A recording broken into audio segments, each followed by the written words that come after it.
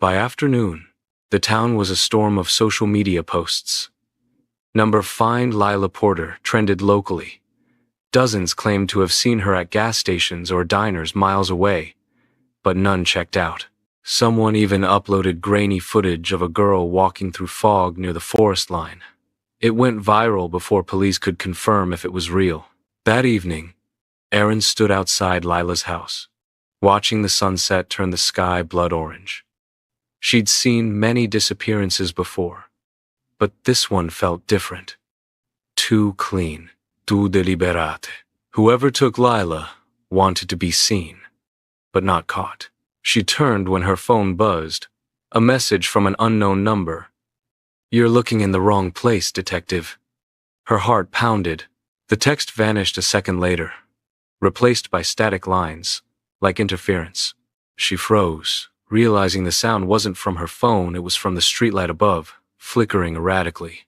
In the faint pulse of light, something shimmered on the pole, another black and white eye sticker, identical to the one from the diner. Across town, at that same moment, a live stream went live on an obscure website. The screen showed a forest clearing, moonlight breaking through branches. For 3 seconds, the camera panned to an abandoned shed, and then a voice whispered, "She's not gone. She's watching." The stream cut to black. When Erin returned to the station, Reed handed her a folder. "Tech team found something odd. That sticker? It's connected to a security company that doesn't exist. Domains hosted overseas. All fake info." Erin's pulse quickened. "Meaning someone created it to blend in." He nodded. "And maybe to hide cameras." Erin looked at the wall map of Willow Creek, the town's streets glowing under red pushpins. She added a new one at Millstone Road, then another at Benny's Diner. The pattern formed a triangle. "Whatever this is," she whispered, "someone's watching all of us." Outside, rain began again, soft, rhythmic, almost like breathing. The silence of Willow Creek was breaking, one drop at a time. Morning fog hung low over Millstone Road, making the trees look like silent ghosts.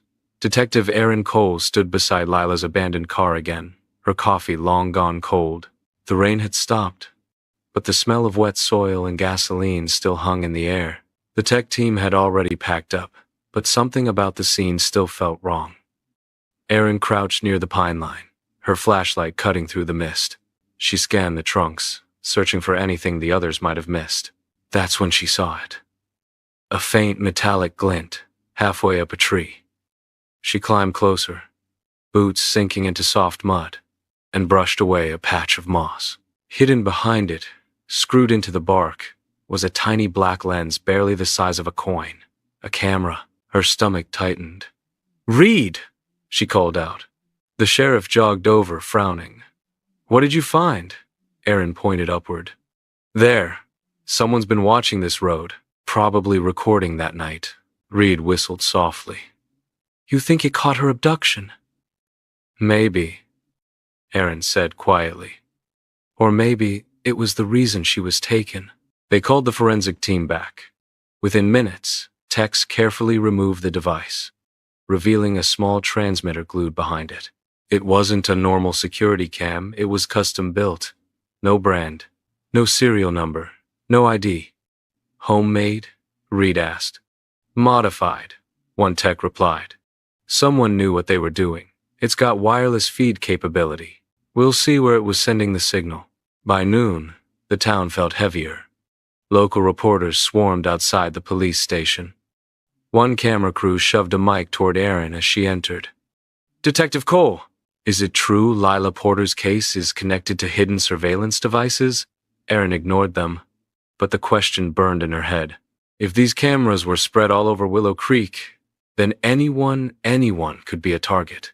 Inside the station, her desk was buried in files. Missing persons reports, witness statements, digital forensics. She rubbed her eyes, replaying every detail of Lila's night. Then she remembered the sticker, the white eye. Pulling it from her folder, she turned it under the light.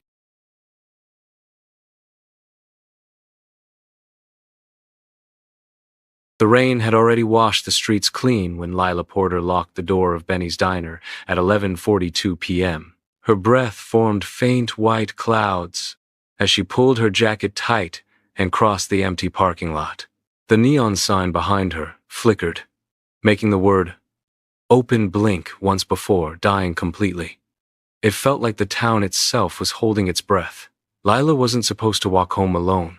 Her friend Maddie usually gave her a ride, but Maddie had called in sick, so Lila texted her mom, heading home, "Love you." Then she put on her earbuds, turned up the music, and started down Millstone Road, a narrow stretch that cut through the woods before the houses began. At 12:06 a.m., a passing truck driver spotted a silver Honda Civic idling at the roadside with its driver's door open. Headlights on, engine running, no one inside. By morning, the town of Willow Creek was awake and whispering. Detective Erin Cole arrived just after dawn. She'd been with the county department for 9 years, known for her calm and persistence. But when she saw the car, something in her chest tightened. Lila's phone was still on the seat, screen cracked but glowing faintly with a missed call.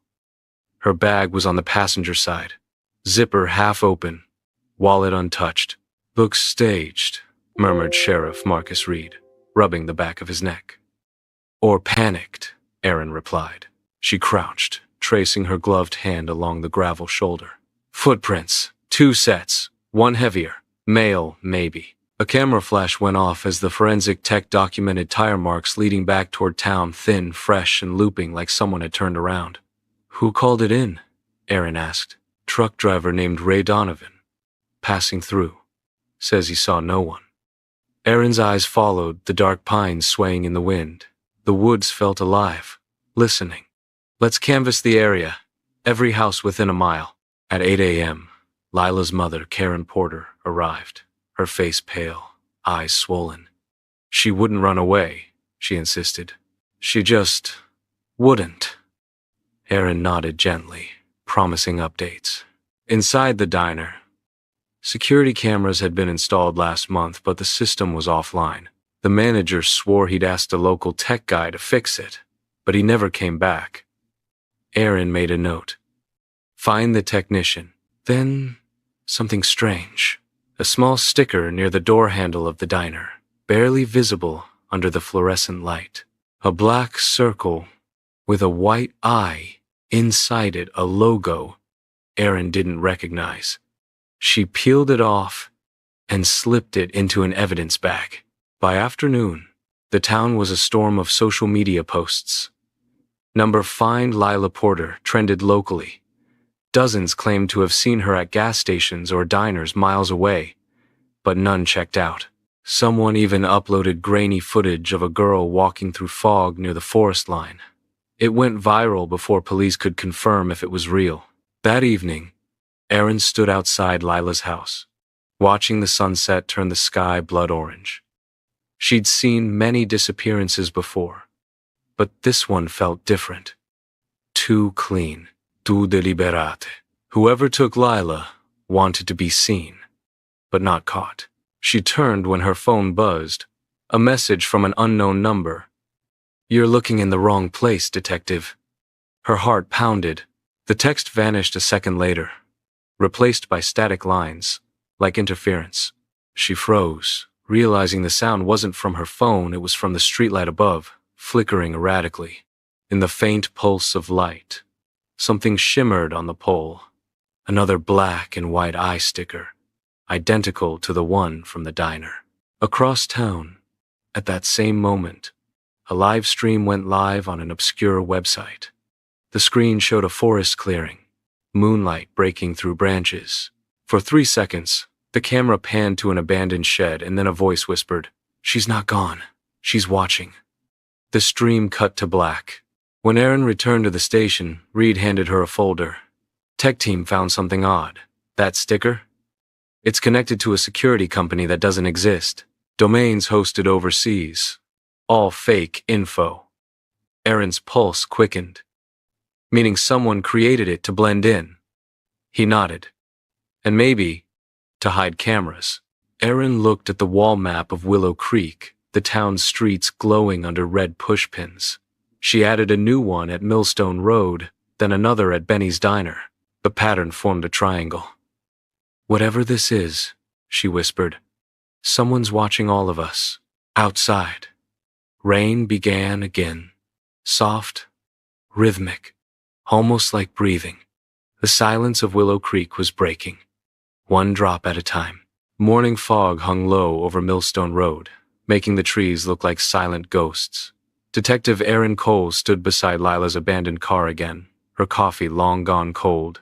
The rain had stopped, but the smell of wet soil and gasoline still hung in the air.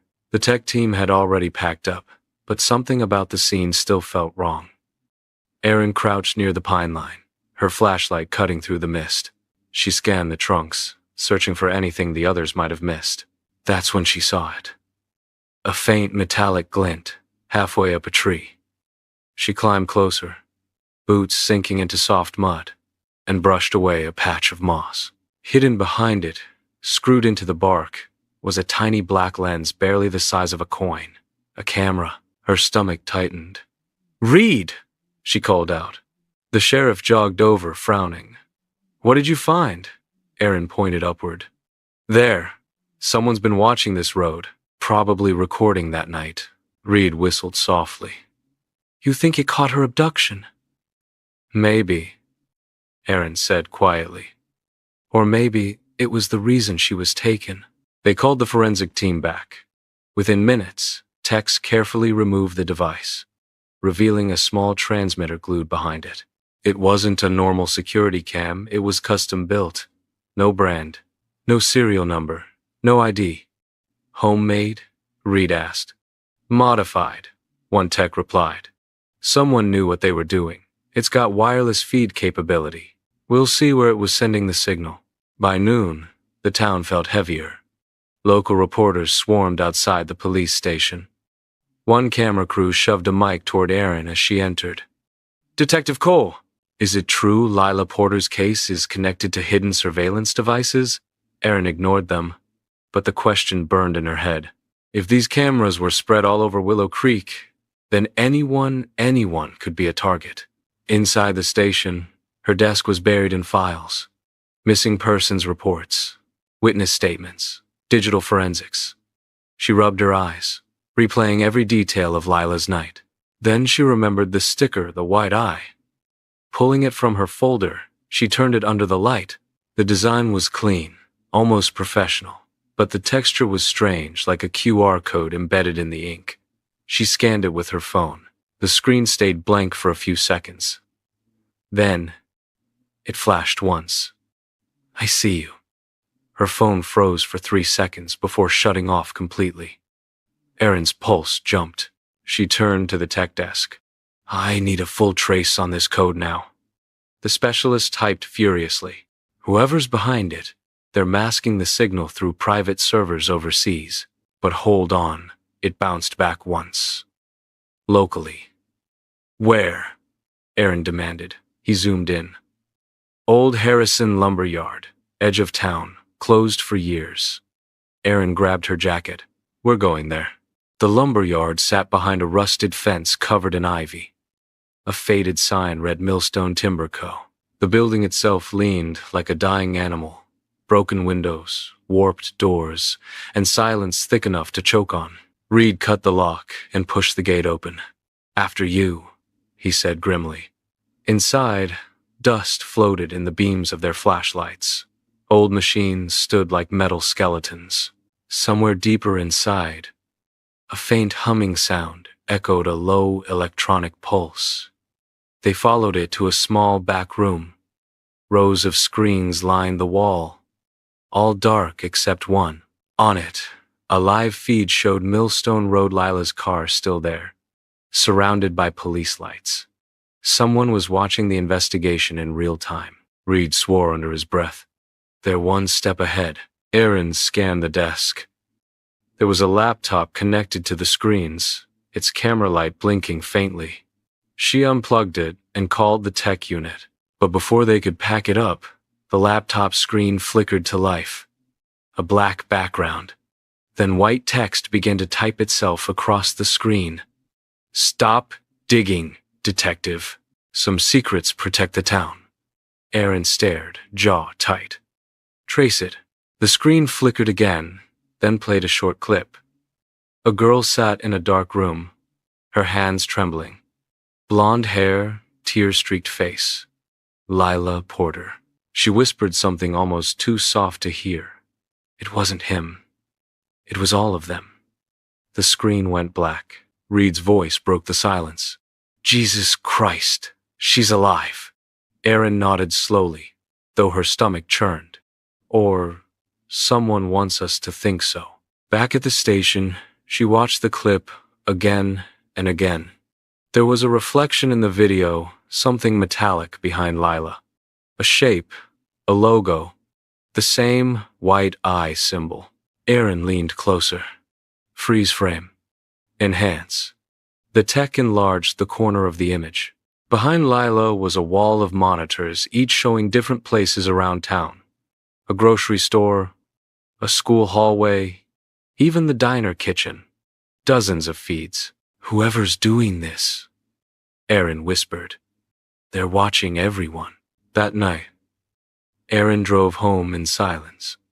She lived just outside town, in a small rented house with her teenage son, Ryan. The lights were off when she arrived, but she could see his phone glowing through the window. When she entered, Ryan looked up from the couch. "Hey, Mom, you're trending again." Erin frowned. "What do you mean?" He turned the screen toward her. On it was a blurry being watched. Her hands went cold. "Where did this come from?" Ryan shrugged. "It was on a local forum. Everyone sharing it. Outside, a car passed slowly by the window. The headlights swept across the living room and disappeared. For the first time in years, Erin felt something she hadn't during any case: fear. Someone wasn't just recording the town. They were recording her. Detective Erin Cole barely slept. The image of Lila Porter's trembling face replayed in her mind like a haunting echo. That whispered line, "It wasn't him, it was all of them," refused to leave her thoughts. By sunrise, she was back at the station. Her coffee sat untouched as she stared at the laptop recovered from the old lumber yard. The forensics team had stayed up all night trying to unlock it. Finally, the young tech, Evan, looked up from his desk. "It's cracked," he said. "You might want to see this." The screen filled with thumbnails, dozens of hidden camera feeds from around Willow Creek. Streets, homes, even classrooms. Some recordings went back months. "Who would need this much surveillance?" Erin muttered. Evan scrolled to one marked live. It showed a dim basement. A single light bulb swung from the ceiling. Then, movement. A figure passing through the frame. Erin froze. "Pause that." The figure turned toward the camera for half a second. Male. Late 30 seconds. Dark jacket, clean cut, expressionless. Evan magnified the image. "Facial match will take time." "But," he stopped. "Wait. This feed is broadcasting right now." Erin's pulse raced. "Where from?" Evan traced the coordinates. "West side of town, near the old Harrison Motel." Minutes later, Erin and Sheriff Reed pulled up outside the abandoned motel. The no vacancy sign hung crooked, half the letters missing. The building had been closed for years after a fire destroyed half its rooms. They entered cautiously. Dust and ash covered everything. In the back office, a single red light blinked under a desk, another transmitter. Evan's voice crackled through the radio. "You're right on it. Feed's cutting off now. Whoever was watching knows you're there." Reed cursed. "They're monitoring us in real time." Erin's gaze swept the room. On the wall hung an old corkboard covered with faded photos. She leaned closer. They weren't random, they were photos of missing people. All local, all unsolved. And Lila's picture sat pinned in the center with a fresh tack. Someone had been building this wall carefully. Watching. Planning. Back at headquarters, Erin pieced the timeline together. 6 disappearances, in 3 years, all in or near Willow Creek, all young women, and all near areas where those eye stickers had been found. Reed paced behind her. You think this is one guy? Erin shook her head. Lila said, it was all of them. Maybe this isn't one kidnapper. Maybe it's a network. Reed frowned. You mean like a cult? Or a surveillance ring? Erin said quietly. The idea made her stomach twist. She turned back to the board, connecting dots with Red String, the diner, Millstone Road, the lumber yard, the motel. They formed a circle, and at the center sat Town Hall. That evening, Erin visited Lila's mother again. Karen Porter sat on the couch, clutching her daughter's sweater, eyes hollow. She used to complain someone was following her, Karen whispered. I thought it was stress. She'd say, Mom, I feel watched, even in my room. Erin's throat tightened. Did she ever show you proof? Karen hesitated, then opened a drawer and handed Erin a tablet. This was Lila's. I didn't want to look, but maybe you should. On the screen was a folder titled The Pines. Inside were short, shaky video clips filmed through half-closed curtains. Each clip showed a van parked outside Lila's apartment at night. Silhouettes moved inside, people with laptops glowing on their faces. One man stepped out once, looking straight at her window. The final clip ended with Lila whispering, If something happens to me, they're already here. Later that night, Erin sat alone in her car, outside the station, the town quiet around her. She opened her laptop and accessed the same hidden site from the earlier livestream. At first, the page looked blank. Then, slowly, text began typing itself. Welcome back. Detective, did you find the camera in the pines? Her heart thudded. Someone was online now. Erin typed back. Who are you? The reply came instantly. We are the eyes. We watch. You investigate. We clean. She frowned. What do you want? Silence, or you'll join her. The screen flashed, replaced by static, then a single frozen frame of Lila appeared. Her eyes were wide, lips moving as if whispering something. Erin replayed it in slow motion, reading her lips. 2 words. Town Hall. Erin exhaled shakily and started her car. If Lila was still alive, she was close.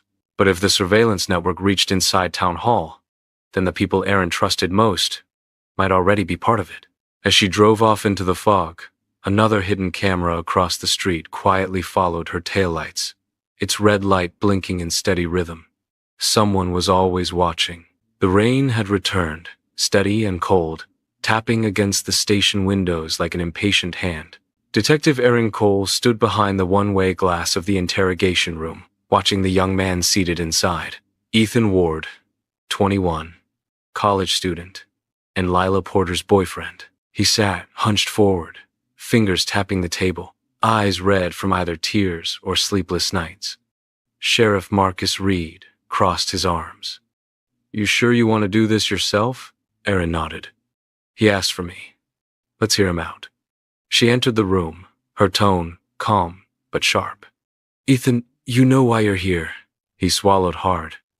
They think I hurt her. I didn't. I swear, Detective.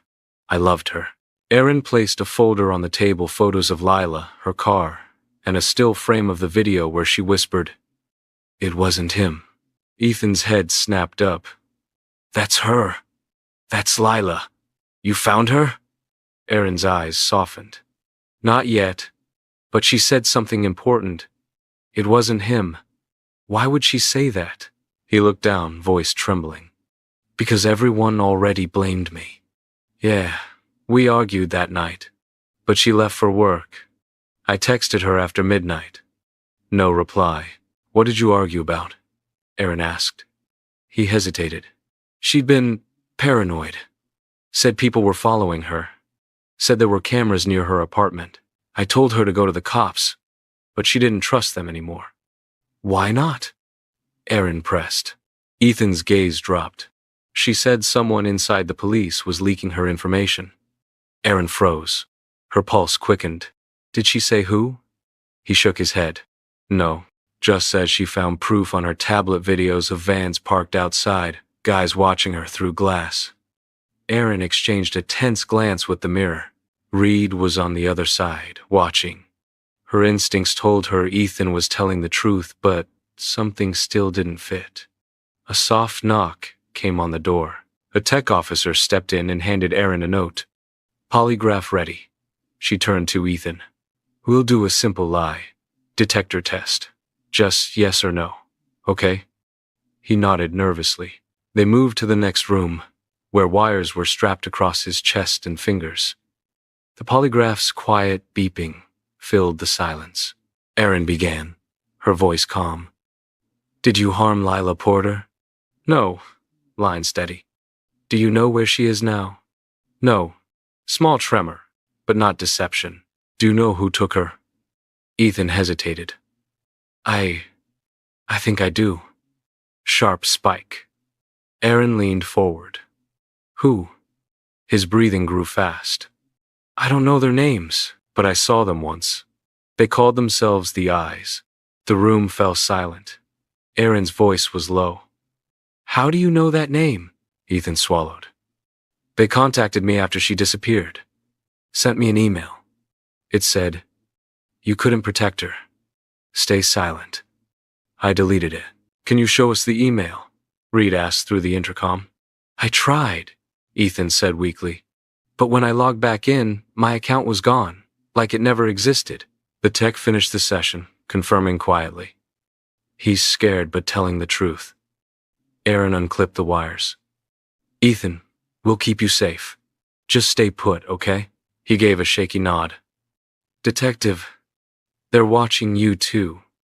I saw your picture online, on that forum. Erin frowned. What forum? It's called The Watcher's Den.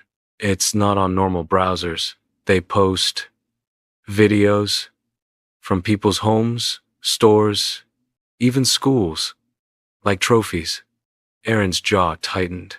And how do you know it's local? Some usernames, Ethan whispered, look like cops.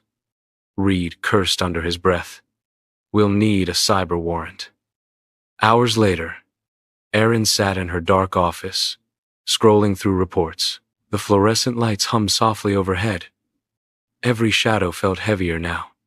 She logged into the Watcher's Den. The site was plain gray rows of video titles. High school gym. Diner storage. Town hall basement. Her eyes froze on that last one. Town hall basement. She clicked. The feed loaded a dim room, boxes stacked high. A single chair in the center. And in that chair sat a girl. Wrist tied, head bowed. Lila, Erin whispered. Before she could hit record, a distorted voice came through her speakers. Detective Cole, you shouldn't have found us. The screen flickered, the feed vanished, replaced by static. Her heart pounded. She grabbed her phone and called Reed. Meet me at Town Hall. Now. When they arrived, the building was locked. Only one security guard was on duty, Paul Jenner, a quiet man in his 50s who'd worked there for years. Reed flashed his badge. We need to check the basement. Paul looked startled. Basement? That section's sealed after the flood years ago. Erin's tone was sharp. Open it. He hesitated, then fetched a heavy ring of keys and led them through a narrow corridor to a rusted metal door behind the supply closet. Dust covered the handle. As the key turned, a damp, moldy smell filled the air. They descended the concrete stairs. At the bottom, a single light flickered on. In the middle of the floor stood an empty chair, the same one from the feed. Reed's voice dropped to a whisper. We're too late. Erin scanned the room.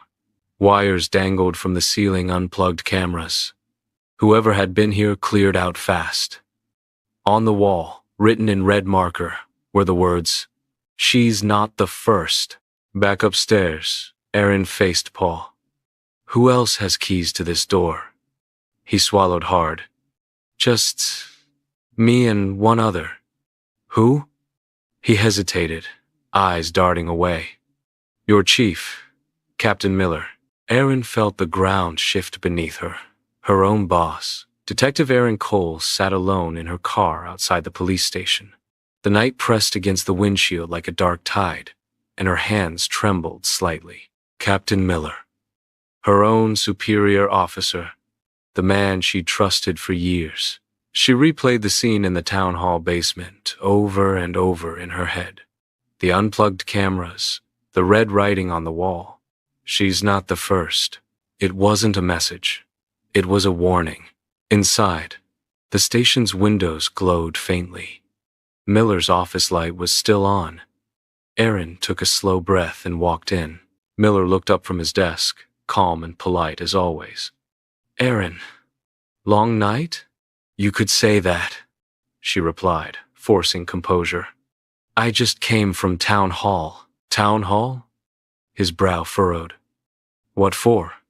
"We found a sealed basement," Erin said carefully. "Hidden cameras. Evidence Lila Porter might have been there." Miller blinked just once, too slow. "That's strange." That part of the building's closed off. Erin's eyes didn't leave his. Only two keys opened that door, Paul Jenner's and yours. For a moment, silence stretched thin between them. Then Miller leaned back and gave a faint smile. "Be careful what you're suggesting, Detective." "I'm not suggesting anything," she said softly. "But if you've got nothing to hide, hand over your key." Miller watched her for a long moment before standing up. He dropped a small silver key on the desk. "There, take it, if it helps you sleep." Erin nodded, pocketed it, and walked out. But something inside her screamed that it was too easy, too smooth. Back at her desk, she sealed the key in an evidence bag. It felt freshly cleaned. She called the lab to dust it for prints, then opened the town hall report. Every wire, every unplugged camera had the same faint logo engraved into the plastic, the black and white eye symbol. The eyes again, then a discovery. One device had a hidden data chip. Erin plugged it into a secure terminal. A folder appeared. Project Serenity. Inside were video files, not of kidnappings, but of meetings. Men and women in suits sitting around a dark conference table. And at the head, Captain Raymond Miller. Erin pressed play. "Once the grid is complete," Miller said in the video, "control will be absolute." Another man replied, "People believe we're building a safety network." Miller smiled. "Let them. Fear is just another kind of peace." Erin stopped the playback, her stomach turning. "They weren't protecting the town," she whispered. "They were testing how much control people would accept." She called Reed to her office. When he saw the footage, his face drained of color. "Jesus," he muttered. "He's running it." "Not just running it," Erin said quietly. "He created it. Project Serenity started 20 years ago, and Lila stumbled onto it." Reed paced. "We have to call the State Bureau." "Not yet," Erin said. "We don't know who else is compromised. If Miller's involved, others could be too." He frowned. "You're saying we can't trust our own department?" "I'm saying we can't trust anyone until we're sure." That night, Erin drove home through heavy fog. Her teenage son, Ryan, had fallen asleep on the couch, an open textbook on his chest. She smiled faintly and covered him with a blanket. Then her phone buzzed, a text from an unknown number. "You can't protect him if you keep digging." Erin's blood ran cold. She rushed to the window across the street. A black van idled for a second before vanishing into the mist, heart racing. She called Reed. "They know where I live." "Stay put," he said quickly. "I'm sending a patrol car." An hour later, a cruiser pulled up outside. Erin looked through the blinds. The officer behind the wheel was Dempsey, one of Miller's closest men. Her gut twisted. Unable to sleep, Erin powered up her laptop again and logged into the Watcher's Den. Most of the feeds were gone deleted, but one new folder had appeared. Cole Family. She clicked. The feed opened to her own living room. Ryan asleep on the couch, the pizza box, the blanket she'd just placed. Her stomach dropped. She tore out the modem cable, grabbed her gun, and ran outside. She searched the yard inch by inch until something half buried in the mud caught her flashlight beam. A small black camera, red light blinking faintly. On the back, a sticker read, "Property of Willow Creek Police Department." Her breath caught. They're using official gear. At dawn, Erin met Reed at a diner outside town, the only place without cameras. She slid the camera across the table. Reed's eyes darkened. That's department. Issued equipment. Only senior officers can approve these installs. So Miller's using a fake safety program to spy on civilians, Erin said bitterly. He's turning Willow Creek into his lab. Reed nodded slowly. We go to the state tonight. Erin's phone buzzed again. A new message, a short video clip. Lila, crying, whispering into the camera. He's not who you think he is, Detective. Erin's hand trembled. She's talking about Miller. Reed met her eyes. Then we end this before he ends you. Outside, thunder rumbled over the horizon. The storm was returning. In Willow Creek, silence was no longer safety, it was control. The rain had stopped, but clouds still hung low over Willow Creek, heavy and motionless. The town was quiet, unnaturally so. Detective Erin Cole parked outside the police station, gripping the steering wheel tightly. She hadn't spoken to Captain Miller since the previous night. Every instinct told her to confront him, but she needed proof, solid, undeniable proof, before she exposed him. The folder she'd found, Project Serenity, was enough to start a war, but not enough to win one. Inside the station, she headed straight to the records archive, a place few visited anymore. Rows of old files, metal cabinets, and dust thick enough to choke on. Somewhere in here, she hoped, was the missing piece that tied Miller to the eyes. Erin slipped on gloves and began pulling files. Each folder had names she didn't recognize. Budget requests, camera purchase orders, town infrastructure logs. Then one caught her attention. Civic Surveillance Expansion, 2010-2015. Inside were printed blueprints and invoices, hundreds of them, all signed off by Chief Raymond Miller. Erin frowned. 10 years ago, Miller wasn't even chief yet. Someone had backdated these. Looking for ghosts, Detective? The voice came from behind her. She spun around. A man stood in the doorway. Tall, thin, late 40s, wearing an old janitor's uniform. His badge read Henry Doss. She'd seen him before cleaning staff, night shifts mostly. Just checking old permits, Erin said carefully. You work nights here, right? Henry smiled faintly. 30 years. Seen more secrets than most cops ever will. Erin's pulse quickened. You ever see anything strange down here? He laughed quietly. This whole building is strange, Detective. You know that. But the real secrets, they're not in the files. They're in the basement. The basement's sealed, Erin said. Not the old basement, Henry replied. His eyes shifted toward the floor. You didn't know there's another one? Erin stepped closer. Show me. He led her through the maze of filing cabinets to a rusted door half hidden behind a collapsed shelf. Henry produced a small key from his pocket. They called it the archive below, used for special storage. Miller had it sealed years ago. He unlocked the door. Cold air spilled out, carrying a faint, metallic odor. They descended into darkness, Erin's flashlight bouncing off concrete walls covered in peeling paint. The narrow corridor opened into a vast chamber, lined with dozens of metal filing cabinets, each tagged with a number and a date. What is this? She whispered. Henry's voice echoed. Records of the town. Every incident that shouldn't exist. Erin opened the nearest cabinet.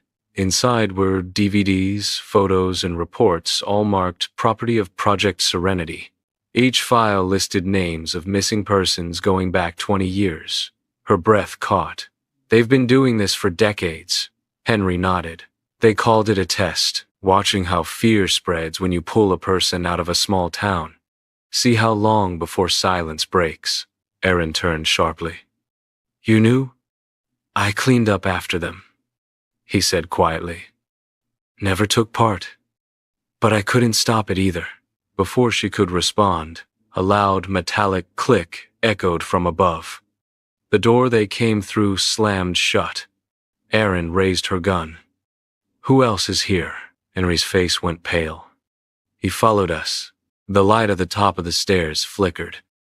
Heavy footsteps echoed down, slow and deliberate. Then a voice calm, controlled. Erin, you shouldn't be here. Captain Miller. He descended the stairs, his gun drawn. You found the archive. That's unfortunate. Erin aimed back. You killed them. All those missing people. Your own project. Miller's expression didn't change. You don't understand. Project Serenity was meant to protect this town, to predict crimes before they happen. By kidnapping innocent girls? They were volunteers once, Miller said coldly. Until one Lila Porter started leaking footage. She forced my hand. Erin's voice hardened. Where is she? Miller smiled faintly. Closer than you think. Before he could move, Henry stepped forward, trembling. You lied to me, Ray. You said it was over. Miller raised his weapon. It ends now. 2 gunshots echoed through the chamber. Henry fell instantly. Erin ducked behind a cabinet, firing back. Bullets tore through metal. Sparks flew. Miller shouted. You can't stop what's already in motion, Erin. The eyes see everything.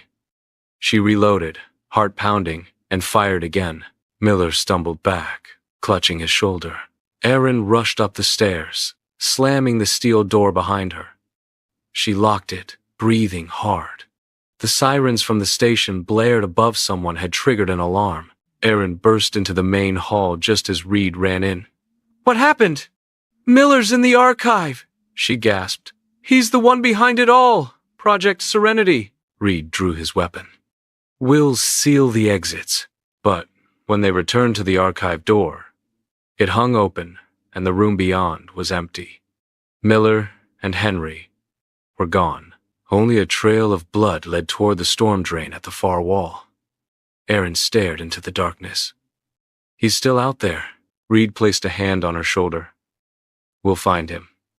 She nodded faintly, though deep down she knew Miller didn't run. He planned, and somewhere in that plan, Lila Porter was still alive. The storm had passed, but Willow Creek still looked bruised. Mud streaked the streets, power lines drooped, and every puddle reflected the dull red glow of police lights. Detective Erin Cole stood beside her car at Millstone Road, the place where everything had started, where Lila Porter's empty Honda had first been found. Now, the same stretch of road was about to become a trap. Sheriff Reed checked his watch. Units in position. You sure about this? Erin nodded. Miller's desperate. He'll come to finish what he started. We just have to give him the chance. They had leaked false information through the Watcher's Den, a message saying that new evidence from the archive would be released tonight. If Miller was still monitoring the site, he'd take the bait. Rain drizzled softly as the clock hit 10 p.m. The woods whispered in the wind. Officers hid behind cruisers and in ditches. Radios silent. Erin crouched near the tree line, eyes fixed on the road.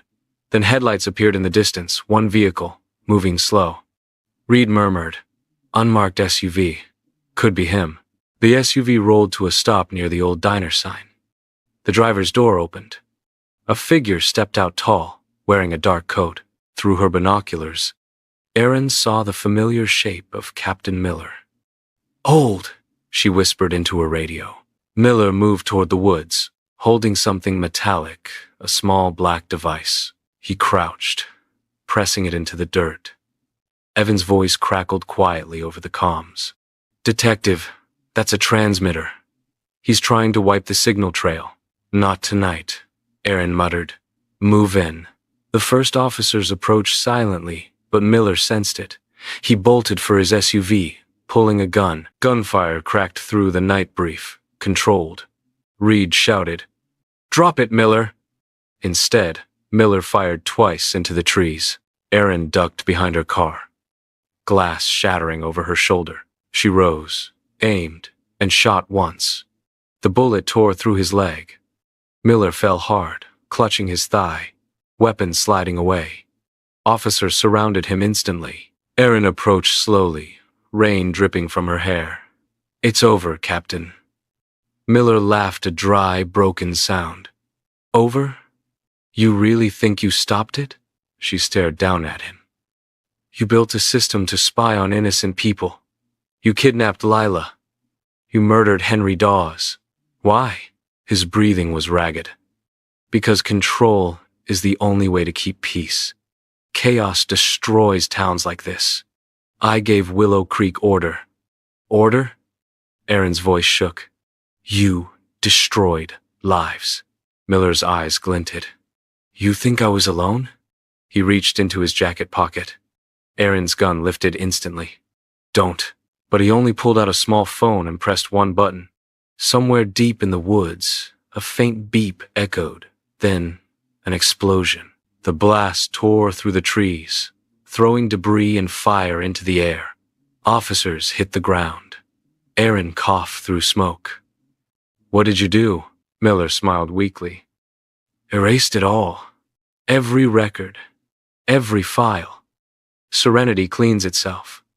Then his head fell back, and he was still. Hours later, the flames were finally out. Fire crews combed through the wreckage. The underground cables connected to Project Serenity were gone, burned beyond recovery. Reed approached Erin, covered in ash. "The archive's gone. Everything he built is destroyed." Erin shook her head. "Not everything. We still have the chip from Town Hall, the footage, and the email trails." He gave a weary nod. "You think the state'll believe it?" "They'll have to," she said quietly. "Too many eyes were watching tonight." She turned toward the horizon. The rain had stopped again, but smoke still rose from the trees like ghosts refusing to leave. For the first time in weeks, Willow Creek felt almost calm, like the town had exhaled after holding its breath too long. But deep down, Erin knew something the others didn't. Miller's final words, "You think I was alone?" echoed inside her mind.